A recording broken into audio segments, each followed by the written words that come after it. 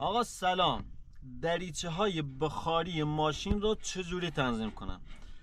ببین شما واسه ماشین پراید، تیبا، ساینا و کویک، نمیدونم واسه چیه که این درجه های تنظیم دریچه بخاریتون خراب میشه. یعنی اون سیمایی که وصل به اون دریچه ها رو تنظیم کنید خراب میشه و خیلی حالا گفتن که این تنظیم دریچه ها خراب شده، چجوری تنظیم کنی. خب بیا الان خیلی راحت بهت یاد میدم که چجوری دستی خودت تنظیم کنی.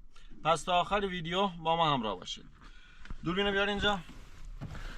آقا شما نگاه کنید، شما این دریچه های تنظیم یه سیم داری که وصل میشه به این پایه ها که بخاری ماشینتون رو تنظیم کنید، یا واسه مثلا کولر. الان که ما زمستان دیگه میخوایم روی بخاری تنظیم کنیم، این سیمایی که از این روی دریچه ها، از اینجا دوربین رو بگیرید، اینایی که دریچه ها رو تنظیم میکنید، دقیقاً یه سیم داره که از این قسمت سیماشو میاد وصل میشه به این. خب الان نگاه کنید، دقیقاً مال این ماشینی که ما الان ویدیو گرفتیم، نگاه کنید الان اون سیم نداره. حالا اون سیم یا از جا کنده شده یا خراب شده. شما نگاه کنید، این پایه‌ای که میبینید اینجوری بالا پایین میشه واسه بخاری ماشینتون، این باید به سمت بالا باشه به این شکل. واسه بخاری که دیگه شما واسه ماشین پراید یا باید از زیر باد بیاد یا از این قسمت بالا از پیش، دوربین بگیر اینجا، یا از پیش این جام ماشین. واسه ماشین پراید اینجوریه، یا مثلا الان دیگه واسه ساینا و تیبا اینا دیگه از روبرو هم میاد. خب حالا میخوام کلی واسه تون بگم. شما نگاه کنید، واسه پراید که اینجوری باید حتما بالا باشه، واسه تیبا بازم همینجور، یا واسه ساینا. خب ببینید شما گفتم واسه تیبا ساینا میشه حتی از روبرو هم باد گرم واسه بخاری ماشینتون میاد، ولی واسه پراید گفتم به سمت بالا، این خیلی راحت هم بالا پایین میشه.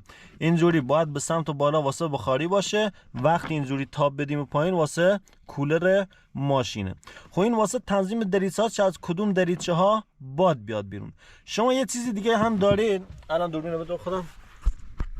آقا این قسمت شما یکی دیگه هم دارین که تقریبا شبیه همونه، نگاه کنید اینه. دقیقا هم اینم خیلی راحت، ولی یکم پایش کوچیک‌تره، هم به سمت پایین میاد و هم به سمت بالا.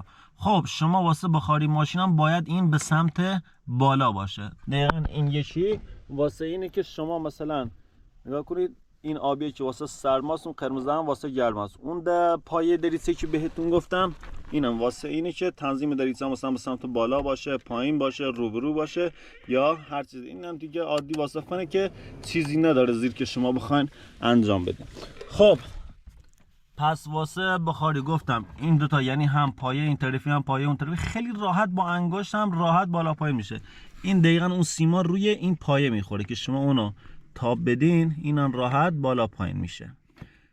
خب این هم آموزش دستی دریچه های بخاری ماشینتون بود که شما اگه اون سیمایی که به این وصل اگه بریده بودن یا خراب شده بودن، خیلی راحت بتونید اینو خودتون تنظیم کنید. دوستان این اتفاق زیاد میفته واسه ماشین پراید و تیبا و ساینا و کویک.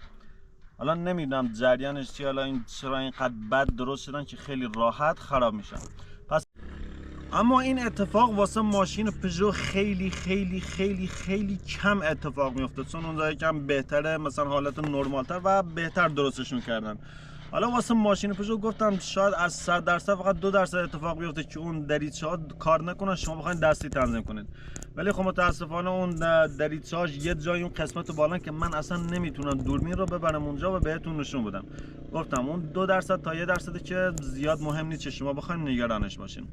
خب آقا امیدوارم از این ویدیو خوشتون اومده باشه. حتما این ویدیو رو واسه بقیه بفرستین. دوستان حتما اون زنگوله بالای کانال ما رو کلیک کنید که ما هر وقت ویدیو گذاشتین شما خیلی سریع متوجه شید و نوتیفیکیشنش واسه شما بیاد. یا علی، روزتون خوش.